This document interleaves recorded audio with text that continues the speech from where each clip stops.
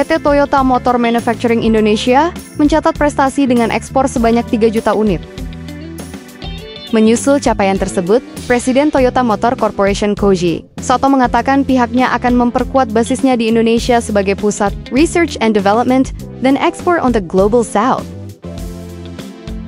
Sebagai industri padat karya, Koji Sato mengatakan, Toyota Indonesia telah berkontribusi untuk memperkuat ekosistem industri otomotif Indonesia melalui kerjasama dengan lebih dari 240 pemesak lokal, Tier 1, dan lebih dari 520 pemasok lokal, Tier 2, dan Tier 3.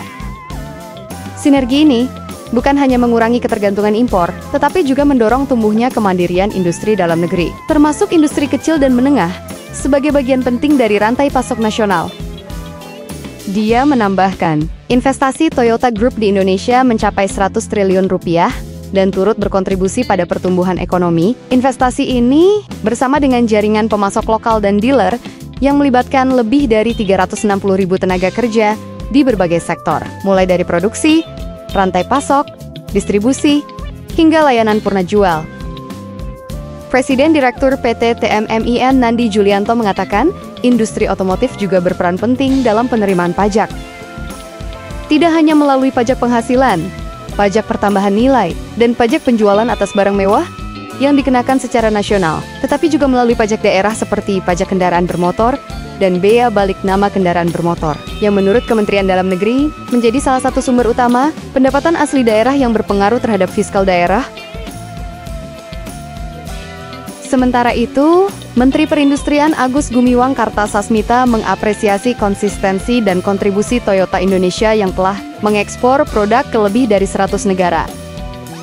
Toyota Indonesia juga telah membina lebih dari 700 perusahaan pemasok dan menyerap lebih dari 360.000 tenaga kerja. Hal ini menjadi kontribusi luar biasa terhadap ekonomi nasional.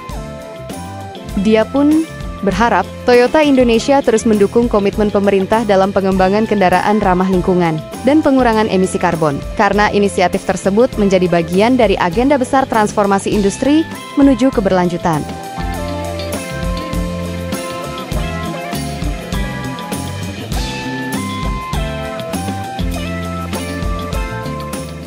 Airbus A320 resmi menyalip Boeing 737 sebagai pesawat penumpang komersial paling laris di dunia. Capaian ini menandai tonggak sejarah baru dalam persaingan panjang dua raksasa industri penerbangan global. Airbus A320 resmi menyalip Boeing 737 sebagai pesawat penumpang komersial paling laris di dunia. Menurut data firma riset Cirium, pengiriman terbaru ke maskapai Saudi Flynas menjadi unit A320 ke-12.260 yang telah diproduksi Airbus. Angka ini secara resmi menempatkan A320 di atas Boeing 737 yang selama puluhan tahun memegang predikat pesawat terlaris di dunia, di mana varian A320 mencakup seri A318, A319, A320, dan A321 yang digunakan oleh ratusan maskapai di seluruh dunia. Program Airbus A320 diluncurkan pada Maret 1984 dengan Air France dan British Caledonia sebagai pelanggan pertama. Pesawat ini melakukan penerbangan komersial perdananya pada April 1988 yang menghubungkan Paris dan Berlin melalui Düsseldorf. Sementara Boeing 737 sudah lebih dulu terbang pada Februari 1968 dengan Lufthansa sebagai pelanggan perdana dan menjadi simbol dominasi Boeing selama beberapa dekade. Adapun keberhasilan A320 menunjukkan pergeseran tren industri menuju efisiensi bahan bakar dan teknologi modern seperti fly-by-wire. Airbus berhasil menarik pasar melalui strategi produksi fleksibel dan versi jarak jauh, seperti A321 Neo yang diminati maskapai low cost. Dengan keunggulan itu, para analis menilai Airbus ini berada di posisi kuat untuk mempertahankan dominasinya di pasar pesawat komersial dunia. Berbagai sumber untuk ID Action. Mercedes-Benz melaporkan penurunan penjualan global pada kuartal ketiga tahun ini. Penurunan disebabkan tarif impor Amerika Serikat dan persaingan ketat di pasar China.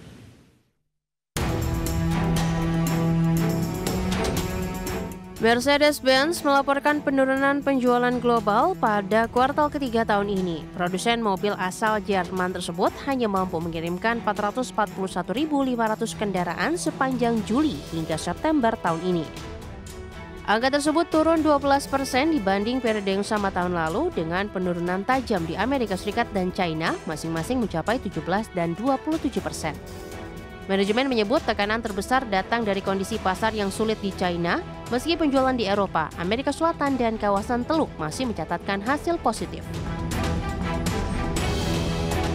Mercedes menjadi salah satu produsen Jerman yang memangkas proyeksi penjualan 2025 akibat kebijakan tarif Presiden Amerika Serikat Donald Trump terhadap mobil dan suku cadang impor. Biaya produksi yang meningkat membuat margin keuntungan menipis. Sementara di China, merek-merek lokal seperti BYD dan NIO semakin mendominasi pasar kendaraan listrik premium.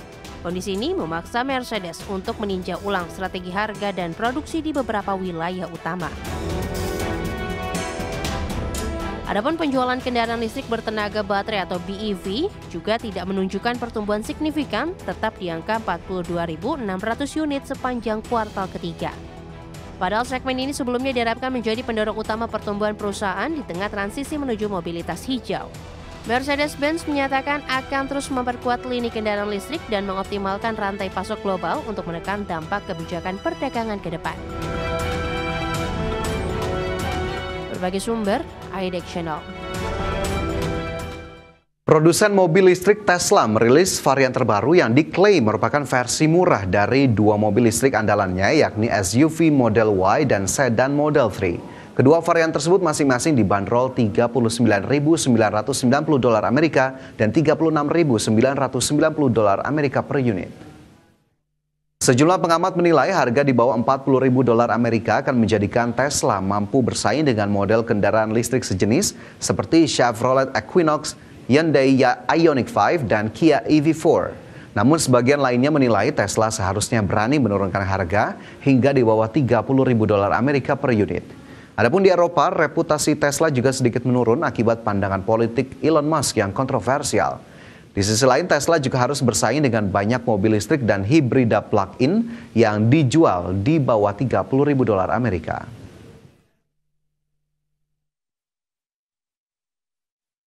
Kami, pemirsa, Organisasi Perdagangan Dunia merevisi turun proyeksi pertumbuhan volume perdagangan global di tahun 2026 menjadi 0,5% dari sebelumnya 1,8%.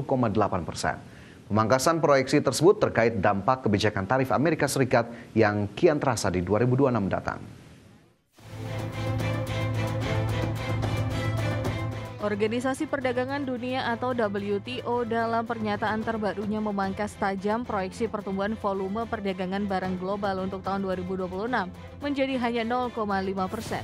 Angka proyeksi ini lebih rendah dibandingkan perkiraan sebelumnya sebesar 1,8% yang diumumkan pada Agustus lalu. WTO menyebut pemangkasan proyeksi ini disebabkan oleh dampak dari kebijakan tarif Presiden Amerika Serikat Donald Trump yang dinilai akan mulai terasa signifikan tahun depan. Direktur Jenderal WTO Ngozi Okonjo-Iweala menyampaikan kekhawatirannya terhadap prospek perdagangan global yang diprediksi akan memburuk pada tahun 2026 mendatang. Meski demikian, ia menegaskan bahwa sistem perdagangan dunia masih menunjukkan ketahanan. Okonjo menyebut, sistem perdagangan multilateral berbasis aturan akan tetap menjadi penopang stabilitas di tengah gejolak kebijakan proteksionis global. WTO justru menaikkan proyeksi pertumbuhan volume perdagangan global untuk 2025 menjadi 2,4% atau naik dari perkiraan sebelumnya 0,9%. Kenaikan ini didorong oleh dua faktor utama, yakni lonjakan impor ke Amerika Serikat menjelang kenaikan tarif, serta peningkatan perdagangan barang terkait kecerdasan buatan yang semakin pesat.